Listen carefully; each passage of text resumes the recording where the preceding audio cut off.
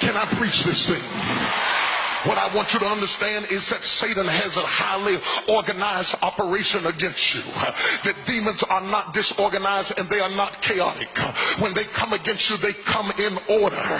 They come, the Bible said when Jesus got ready to cast the demons out, said, what is your name? The demon said, we are legions. Legions means we are regimented. We are organized. We march together. You must understand this, that when Satan marches, he marches in a spirit of unity. I would remind you that when they accused Jesus of casting out demons by the power of Beelzebub, he said, oh no, Satan has a kingdom, and Satan's kingdom is not divided. For a house divided against itself shall not stand. I would also remind you that from Genesis to Revelations, you will never see a demon fighting with another demon. You will never see a principality fighting with another principality. From Genesis to Revelations, you will never see a witch fighting against another witch. It's only when you look at church folk that you see preachers fighting against preachers, and churches fighting against churches, and Baptists fighting against Methodists, and Methodists fighting against principalities. It's because we don't understand order. Order. We got to get some order in the house of God. We got to get rid of every chaotic, wild spirit that's out of control, because disorder is a work of the enemy. God is not the author of confusion. Let everything be done decently and in order. Such three people say order in the house, order in the house, order.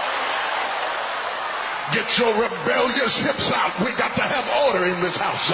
Whether the house is a church or whether the house is the house you live in, there has to come a point that you tell little Junior, if you're going to stay in this house, you got to get yourself together. As for me and my house, we will serve the Lord. Can I go deeper? Not only is the enemy after regions, he's after houses. When I say the enemy's after houses, I don't mean that he's just after your address. He's after everything born out of your loins. When the enemy sends a curse, he either sends it to a city or he sends it to a house. The house of David, the house of Issachar, the house of the Johnsons, the house of the Jakeses, the house of the Longs, the house of the Wilsons. That's why you see certain spirits that run through certain houses. If you will look at your family tree closely, you will find that you are still fighting your grandmama's devil, your mama's devil.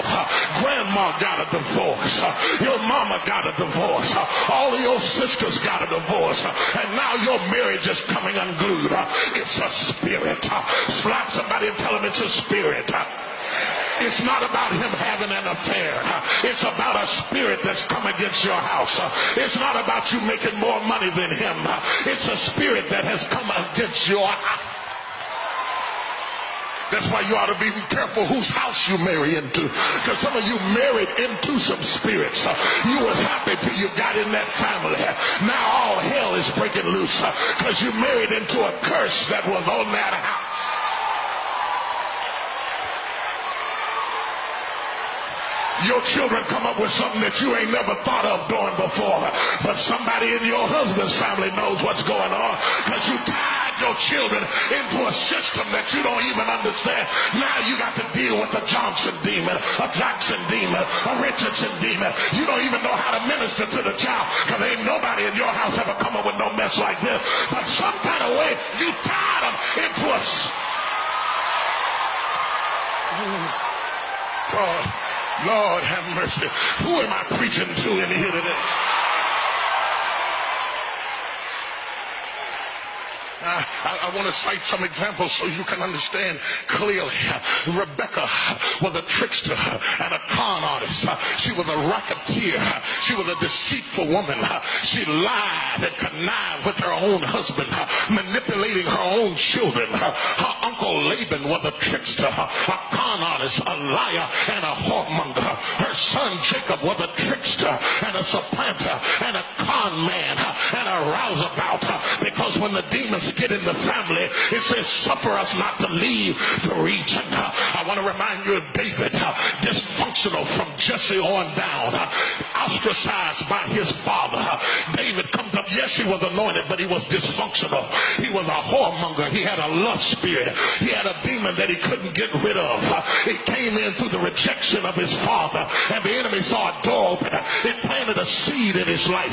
David had such a lust problem that when he was an old man, they threw a young woman in the bed, and when he didn't touch her, they said the king is dead.